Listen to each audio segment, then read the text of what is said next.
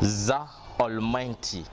anao Alfoty razoina tsika hoe mitovy raha sinja maratsa samy vokalumena na madiniky na mpanakarena mitovy jiaby na de samy hafa aza amin'ny fari-piainana.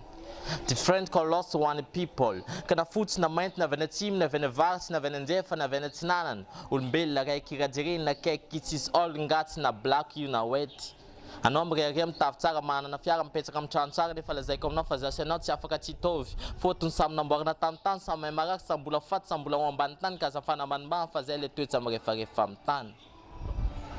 Za Almighty anao Alfoty razoina tsika hoe sahala na mpitondra fiara na mpitondra firenena na miloka anina na miloka hena na malotoloto na fisikina kostara na zanaka ministra na zanaka mpaniry olombelona raha ianga mbola velona eto an-tany ka voa le toetrainanao fa tsy manjary manambonibony tena zeny tsy mampanjary anao manavakavaka olo tsy tiankina amin'ny hafa kola ambony tany araiky na manambola na solafa fa zao tadio aza tsoanao andoha na maloto na madio olombelona raiky fa tsoroa ka voa le toetrainanao fa tsy atonganao alavitra fa zay mitambatra ndrovady zay misaraka de fasika.